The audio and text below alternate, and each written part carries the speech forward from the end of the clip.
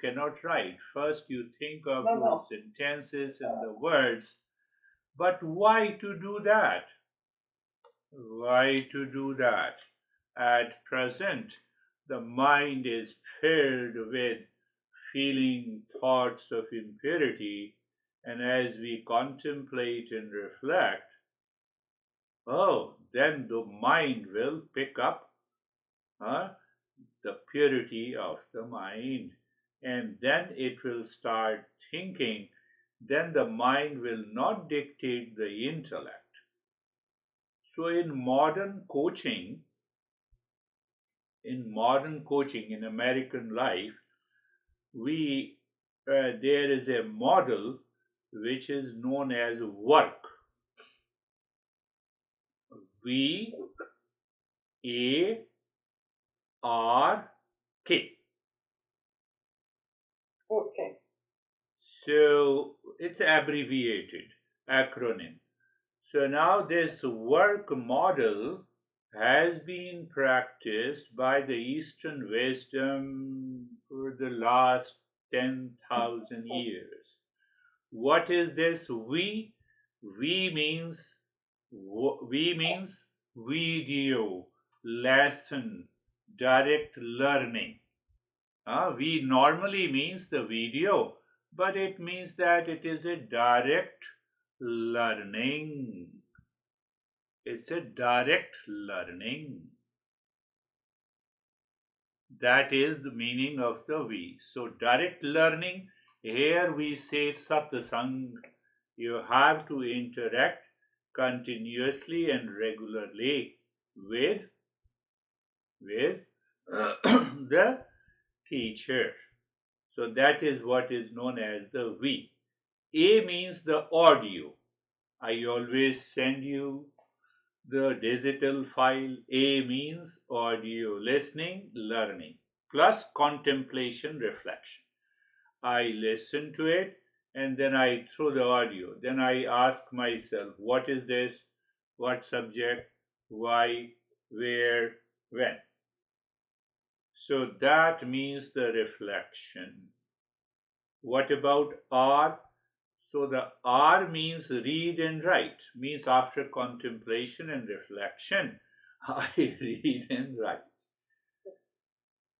So, and then K means kinesthetics.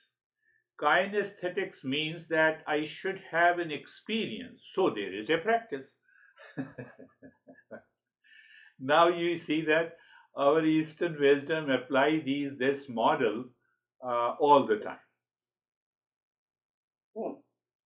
So you miss any of this four, your impure mind will sneak in, and then it will say, I don't have an experience, but I don't reflect it.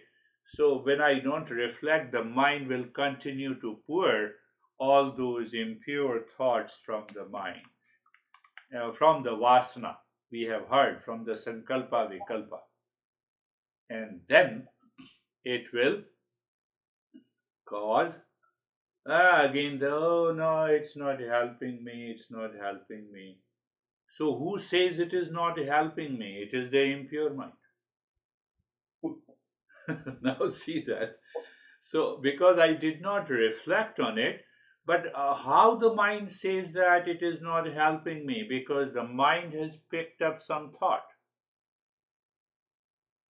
and that thought belongs to the impurity. Look at it. Look at it. So the work model, I introduce silently. I don't talk about in modern coaching in American life. All the coaches uses this work model. So we use our Eastern wisdom model. Now see, in the last 10 sessions, in the first last 10 sessions, so in the very first session, we understood what exactly is the real self and what is the false self. From there, the journey of impurity begins. Now see, just for example, we say the real self is all pervading. We think as if I have to create by practice that real self which is all pervading. No, it is all the time, it is all pervading. How can you say that? Prove it. Am I speaking? Yes. Because of the consciousness? Yes. You are listening? Yes. Because of the consciousness, if you are not conscious, you cannot listen. Am I clear? So the consciousness is here also and the consciousness is there also. Is it not all pervading? Impurity is localized. Think. I'm not saying that you should believe me. Now, see another example. I'm not speaking. Consciousness is not here. Yes, it is here, even if I'm not speaking. You are not listening and you are not speaking. Consciousness is not there. Yes, it is there. Still, it is all pervading. Do you see that? But why I say that we have to recognize.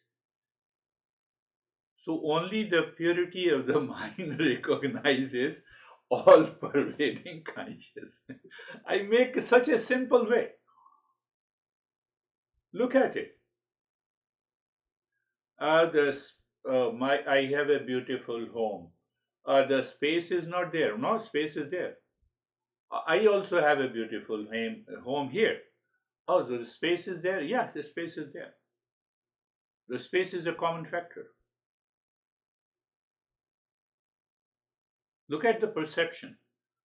Look at the knowledge. We are talking of the knowledge. So that knowledge, that awareness of the consciousness behind my speech or speechlessness, behind your listening and not listening, that entity, that consciousness is always present.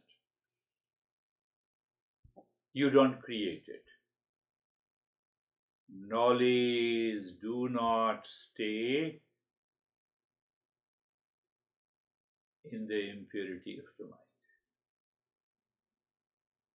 mind. This knowledge will not stay in the impurity of the mind. So now in the second session, last 10 sessions, so second session, we claim we are the false self because we don't know about the real self. So because I claim that I am the false self, so I enter into the suffering, and suffering is caused by the ignorance and the impurity of the mind. This is the second summary of the second lesson.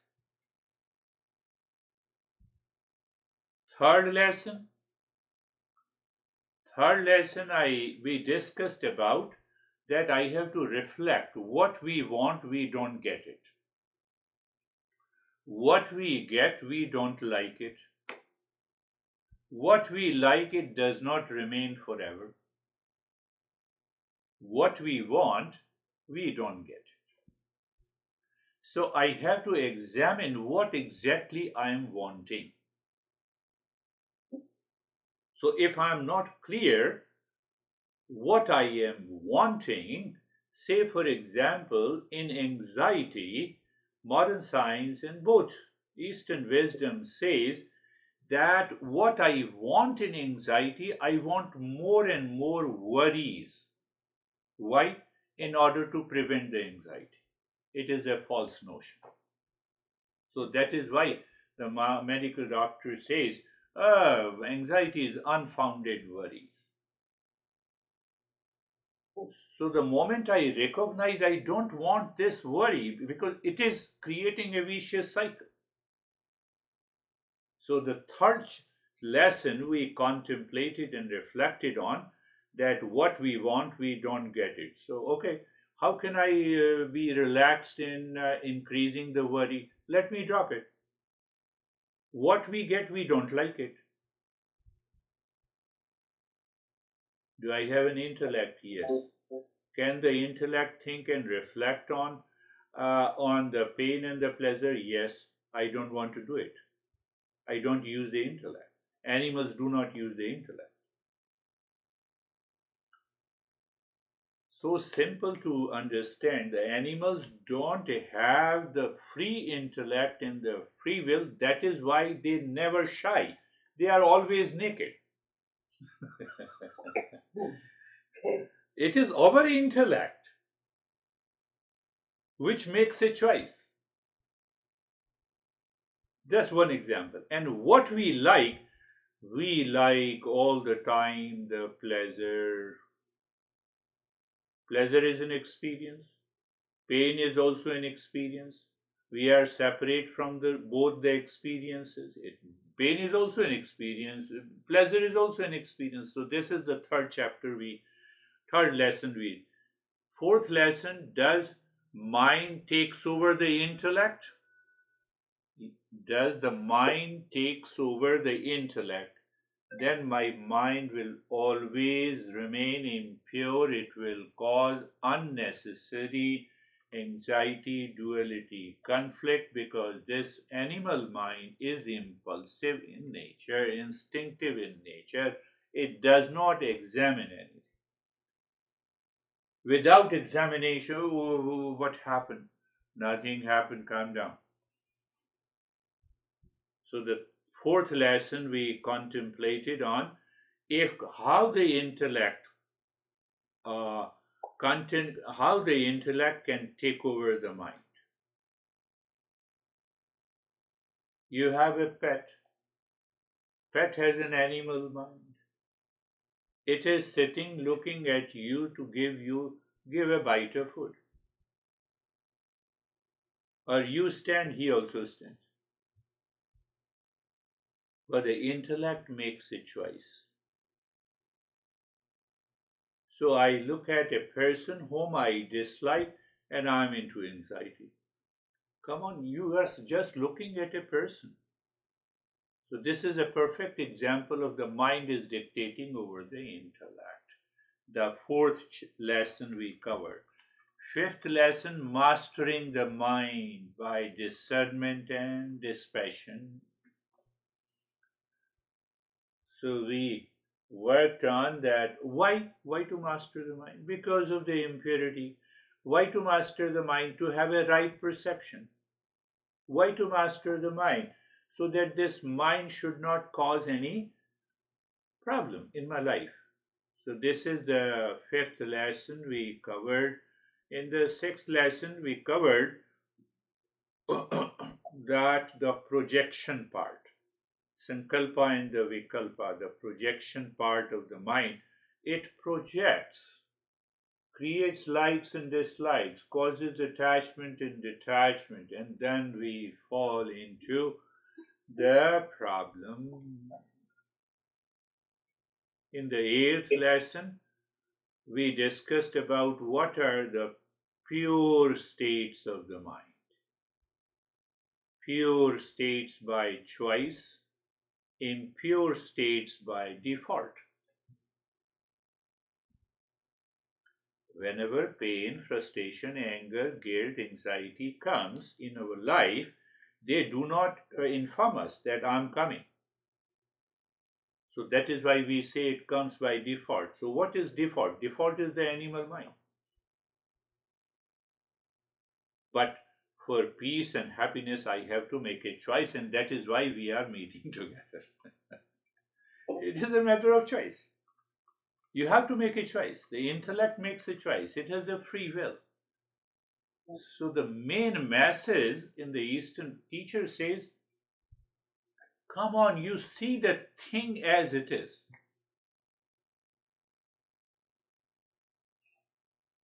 Who can see the thing as it is, minus likes and dislikes, minus attachment and detachment? It can only be intellect, it cannot be the mind. Are you getting it? I have a pain. Pain has an experience. I have a pleasure. That is also an experience. Right? Both are experience. Experience of pain, experience of pleasure. Huh? Are you getting it? Huh? Both are experiences. Now the mind troubles you inside because of the impurity. It says, no, I want to run after the pleasure and I want to escape the pain.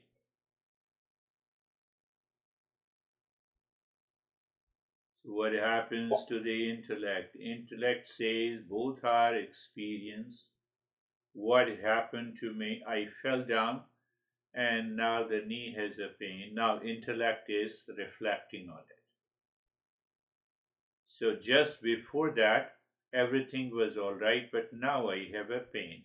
What is the best way to take care of it without any anxiety, without any impurity? Why I said so? Pay attention. The message is, I will repeat this message again, but understand. You feel cold, you put on the blanket. Did you change the cold outside the cold weather? You don't change it. You don't change the heat. I cannot change it. So much of heat, 115 and 120 degrees. But we change ourselves. My perception should change. So intellect changes the perception. So at the emotional and mental level, we don't think in this way because of our unconsciousness, because of ignorance. But at the physical level, we change according to the weather. Huh? The moment I start driving, I put on my AC. I don't put on the heat because I don't have to change the weather. That I have to change myself when there is an impurity. I have to have a right perception. That is what we took up in the ninth lesson, the comparison between the impure and the pure states of the mind, so that the intellect can make a choice. And then we understood in the 10th and the 11th session impact of the negative states of the mind.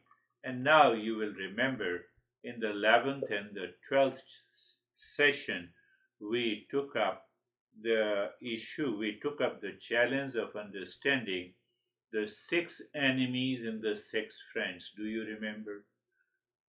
And I can bet you will remember all the 6 enemies, but it becomes difficult to remember the six treasures. So that is why we have to reflect on it so that it settles into the mind. So this is just a summary of all the last 12 or 13 lessons, very much structured. So just think of it, and if you have any confusion, from today I'll just introduce you to a text. That name of the text is known as Bhaj Govindam. Another name of the text, there are two titles of the text. One title is Bhaj Govindam and the second title is Moh Mudgar. Let us translate into English. The first title, Unconditional Love. And the second title, Hammer the Delusion. So, hammer the delusion. Okay, I got it. Hammer the delusion or ignorance or suffering, whatever you want to say. So, book is one, but it has two titles. Simple translation, Unconditional Love and Unconditional Love. And when you hammer the delusion, you get an applied knowledge. Applied knowledge is wisdom. Applied knowledge is wisdom. So applied knowledge is wisdom means what? I have the impure states of the mind. It flashed into my mind and I removed it instantly by hammering it through the knowledge. And then I discovered the unconditional love. What is real self is of the nature of wisdom or knowledge and unconditional love.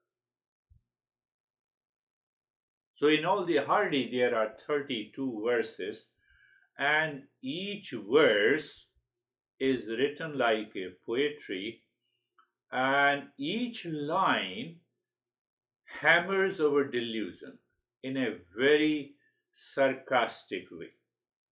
That look at it, look at your life, you're living an unexamined life.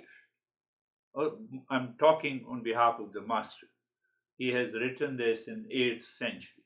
He has written more than 200 books at the age of 32. He died at the age of 32. He was one of the great masters. So he summarized this text hardly in 31, 32 verses. Main topic is unconditional love. When the love is conditioned, make it sure it is full of delusion and ignorance. This is how they are related. Any conditional love is full of delusion, full of ignorance, full of suffering. You see, I paid you, I gave you so much of money, and you don't respect me. Oh, so the money contains the respect. You look at the delusion. Are you seeing that? Maybe my dear friend Philippe does not agree to you in all events, in all what you say. I think you are clear about it. So I should not link what help support I am giving to him with the agreement. No. Agreement, I have just, it is my unconditional love to you. I have given. That is different. And what I'm saying is different. So what I did, I hammered the delusion. I'm clear. I'm clear. Can I live into that state of awareness all the time? And if I live into that awareness, I can find the unconditional love. Another definition of unconditional love, I become yours. But I never expect others should become mine. There is no expectations from others, but my mind, my intellect is very clear. I become yours. So when I become yours, I put myself into your shoes and I see where is the challenges. Can I mitigate those challenges in the life? So I'm moving with affection and love and care. That is another definition. You will find the definition and understanding in many different ways. Another meaning of unconditional love is the givingness. For me, I have only the knowledge, so I'm always in the mode of givingness of this knowledge. To make people understand, oh, you have anxiety, you understand. You have stress, you understand. You have relationship challenges, understand. So, if we are in the mode of givingness, not possessiveness, then I hammer the delusion. One, I remain relaxed because I don't expect anything. From where the expectation comes from, the impure states of the mind. How the impure states of the mind starts its journey, I told you, vasana, sankalpa, vikalpa. Now I hammer the delusion. No likes and dislikes. what is my job, what is my role here as a teacher, as a mother, as a friend, as a brother, as a sibling. Let me do my job. As a job as a father. She asked me to come to New Jersey. I bought a house. It's okay. I will definitely come. I'll play my role. So whenever she asked me that what changes I should make, I said first look at the budget.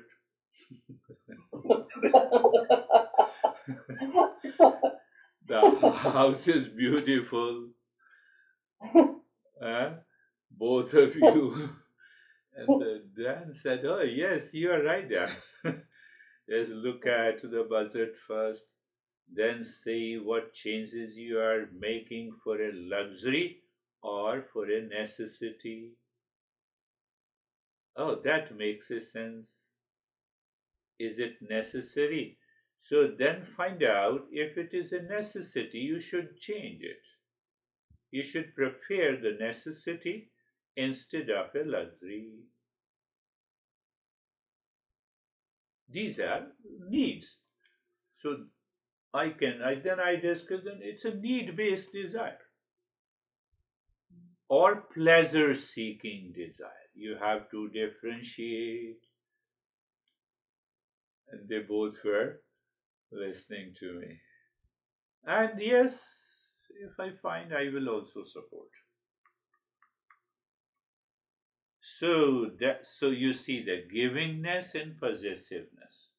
So I should be very clear in the state of the givingness.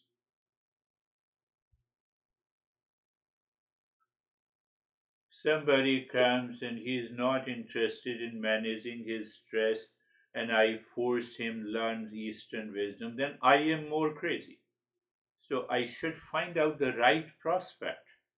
I should find out the right attitude of a person.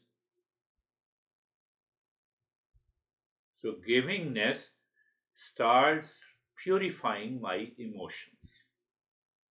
It's simply attitude. It is attitude inside the mind. I should think, what can I give to this in this situation? I pay gratitude. Yes, I'm kind enough. That is also giving. So we will understand the physical level of giving, mental level of giving, the spiritual level of givingness. So my mind lives in the mode of a givingness. It will prevent the delusion to enter into your life. Delusion comes from the impure states of the mind, and then the life will be much better. So that is why it has two titles. One is unconditional love, and other is hammer the delusion. If I don't hammer the delusion and I claim that I am in unconditional love, this is wrong. It will never happen. That is why we have lot of problems of divorce. I dated you for 8 years, everything is good. Then I got married. Within 6 months, divorce. So I did not understand while dating for 8 years and what I understood within 6 months. That's the truth. Are you making a joke to me? One couple told me, I said, are you misguiding me or you're misguiding yourself? You are in a delusion. Yeah. So, 8 years you lived in delusion, which you said it is unconditional love, which you realize in the next 6 months after the marriage. And what happened in the marriage? What did not happen in the dating? Except you are registered. You have a certificate. That is all. So that registration card removed that unconditional love within 6 months. What you are talking about? Don't make me a fool. You both are fool. So we will talk about it. The master says that we live our life foolishly. What is foolish? Foolishness means that I live my life unexamined. I don't examine. My dating has an element of infatuation, dating has an element of physical attraction, dating has an element of attachment. I asked them, were you attached? Yes. Do you have an infatuation? Yes. You started living together because of the infatuation. So what you talk about love? Where is the love? They all are the part of the delusion. They both looked at me. They said, I'm very straightforward. If you like to continue, but be very clear. I will not listen to any thought of your delusion, but I will hammer your mind to get rid of the delusion. Who knows? Who knows? You will drop your divorce certificate. You will start living together.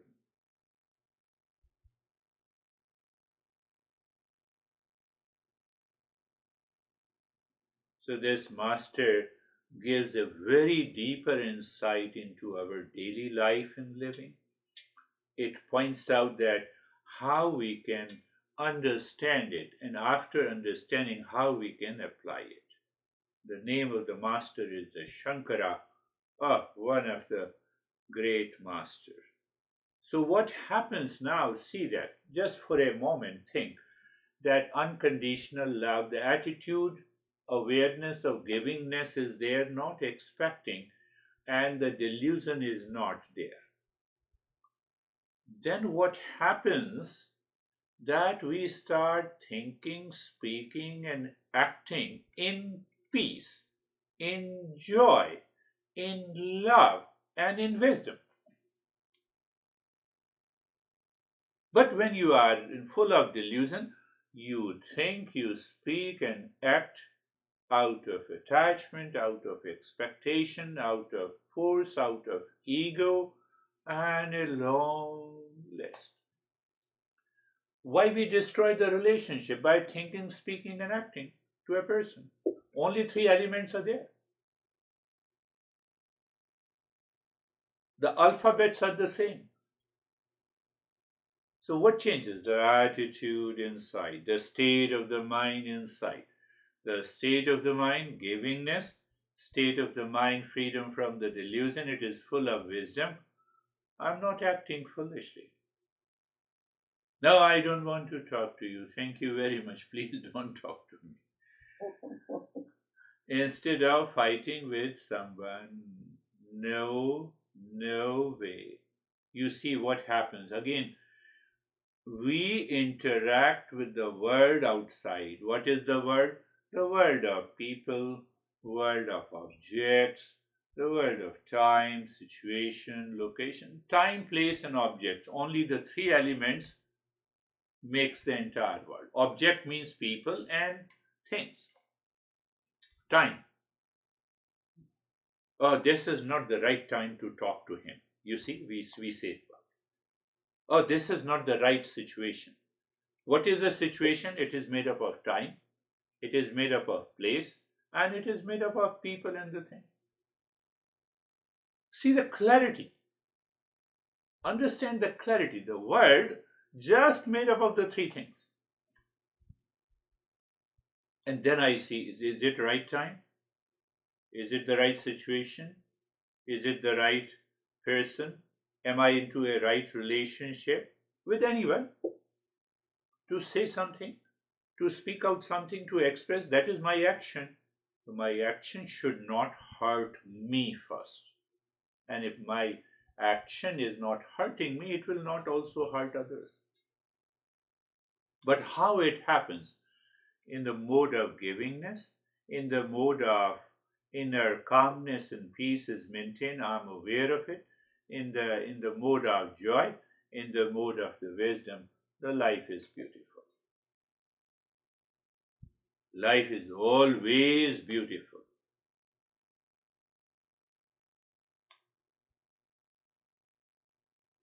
went to LA, and then he explained me, he showed me the house, and he said, there I'm thinking of.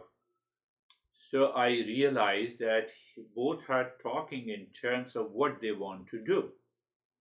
They are not seeking any form of suggestion. I said, wonderful, wonderful, beautiful, very good idea. Why should I? Why should I say? Why? Why? I'm not an expert in everything. So I told myself, and I enjoyed their expression. That is also givingness. That you give room to the others in your relationship, so you live into that state of happiness. And if I had said something that you should do and he doesn't agree, then I return home with a crazy mind. Why? So you see that, that happens. That is one form of an awakening, that that you end suffering, means that you think, speak, and act in peace, happiness, love, and the wisdom. So there is an unconditional love, and the delusion is not there. When that happens, it only happens when we are a seeker. From the next session, we will take up each verse and we will talk about it. So, what happens because of our, I told you, the impure states of the mind, I have repeated many a times, we don't recognize these impure states of the mind, and then we are hurt. Why we are hurt? Because of our ego. Subtle ego is there. Look at this, I have a gray beard and I have so many years of experience. You should listen to me, but you are not ready to listen. Why should I force you? So I just, I take my steps back instantly. Why? Ego, you are working? Come on. You are not allowed to work here. Finished. I'm happy. So this text is like a GPS guiding us through the maze of life to our true destination of permanent peace, happiness, and love. It is just like GPS. You know all the principles, you know the destination, and you put the destination and you recognize, oh, these are the streets and the highways I have to cross to be into that state.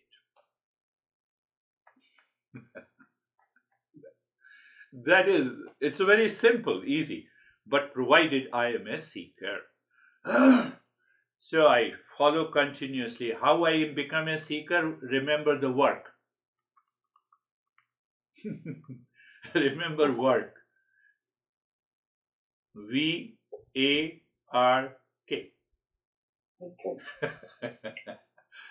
So that is why I thought better to compare the modern coaching with. So the work makes it, you remember. So now question comes that how we hammer the delusion. Physically, no. We hammer the delusion by intellect.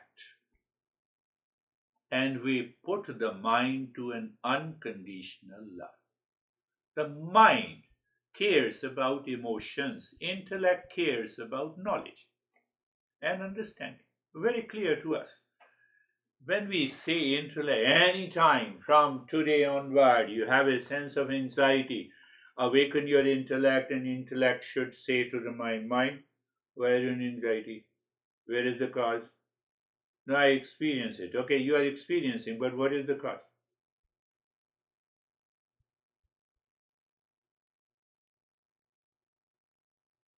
So the intellect always wants to know the cause and effect relationship. So when you find the cause and effect relationship, you minimize the impact of delusion. If you are a seeker, if you are a great seeker, you dissolve it. When you dissolve, you are giving a way to the mind to have a pure emotion by giving this. Both are very intimately related. So this master has developed, written these verses, and he written those verses along with his five disciples when he was going for a going to visit the oldest city in Banaras. So we will talk about it. So look at the genius of this master. Now let us understand very clearly, and I believe it will definitely go into your mind deeply. We earn lot of money. By default, we are labeled as rich. Someone divorced, couple divorced, we label them as divorcee. Someone gets married, we say now couple, husband and wife.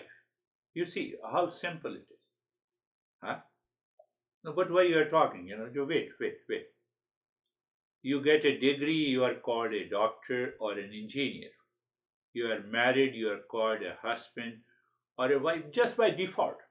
Oh, you are a couple. Okay, you're husband and wife.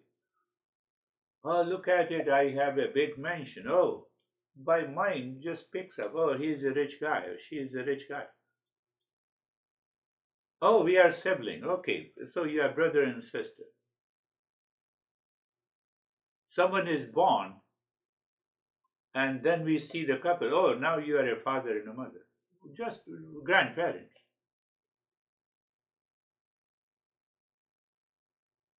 So in social, personal, family life, for all these labels, we don't need an intellect.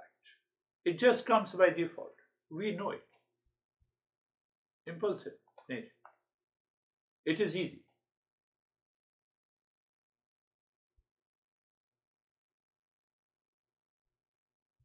Now let us go a little deeper. I experience the pleasure. Mind says, wow. I experience the pain, and mind says, I'm frustrated. This common point is the experience. Here the intellect should come. If the intellect do not come in between the experiences of the impurities of the mind, nobody can help you get rid of your suffering in the world. Did you understand? Simple, again I'm repeating. Where I say, I experience the pleasure. This I is the mind. I experience the pain. Pain is the mind. Pain in the mind. Experience is common. But if these two experiences are not taken over by the intellect, the mind says, I will run after the pleasure, I will escape the pain, and that we continue to do it since our birth until today. And that is the reason we are living in ignorance. That is the reason we are living in delusion.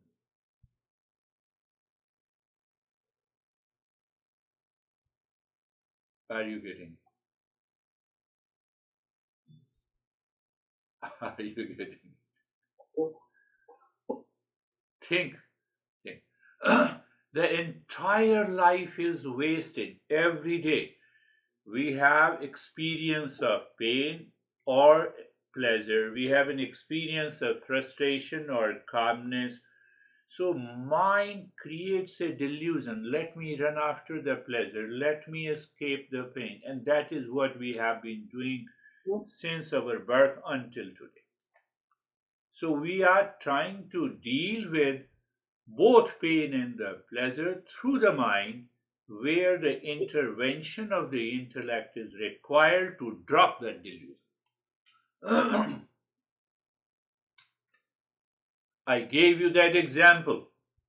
What example I gave you? Do you remember? You are feeling cold. You cover it with a blanket. You're feeling heat. You switch on the AC. You don't struggle with yourself.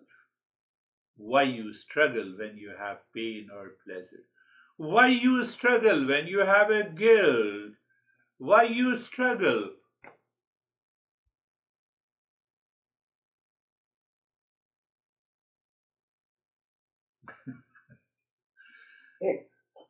Shankara is a genius, so he's hammering. So this process of understanding is a hammering the delusion. So the intellect says you have a one word experience in the mind. You have two factors, pain and the pleasure. Don't run after the pleasure. Don't escape the pain.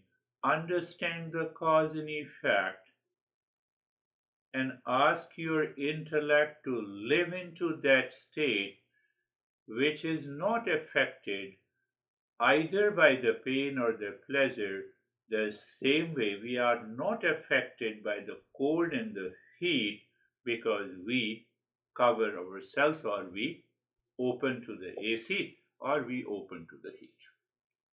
Am I clear? So it comes through the intellect. It has to be, intellect means the knowledge, intellect means the understanding. And very understanding means that you are hammering the delusion. So we hammer the delusion by intellect. That is why this uh, title of this book is Hammering the Delusion. But when you hammer the delusion, then what is left? Then clarity is there. Where the clarity is? The clarity in the mind. What do you mean by clarity? The purest state of the mind. Then what the mind will do? The mind will flow with the pure emotion. What is that pure emotion? Pure emotion is always looking for givingness. And the first time we experience, oh, this is unconditional love. Now I have understood.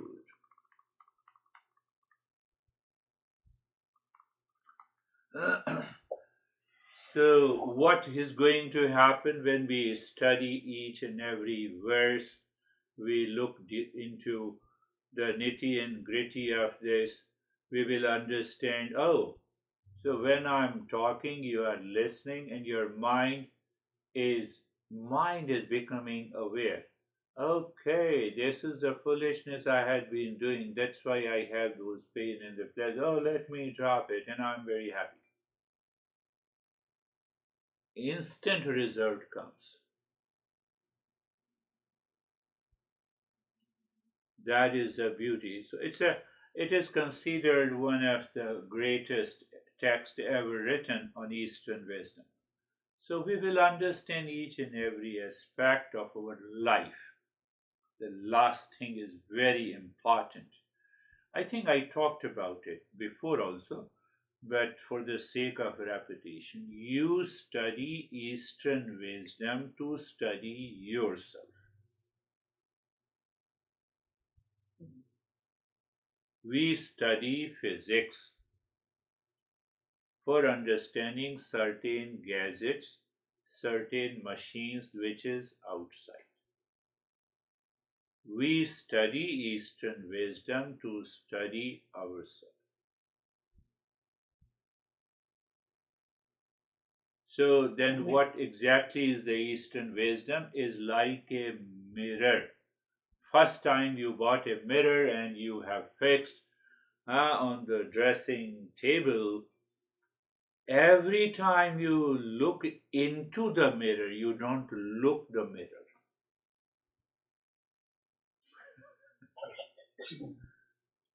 So Eastern wisdom means that you look into yourself. listening and learning. Every part, every message which is conveyed by the master, oh, hammer the delusion. Am I attentive and aware? No, I will follow the work so that I can raise my level of awareness. Pay attention. The last point is very important. We study Eastern wisdom to study ourselves.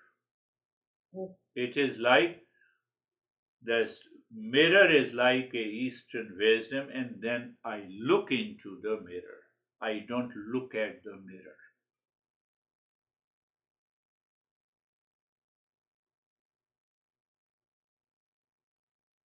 When you look into yourself, when you look into the mirror, you are looking at yourself. My face is okay, my eyebrows cheeks okay, everything is I don't even remember the mirror. But yeah, in the background, I know it.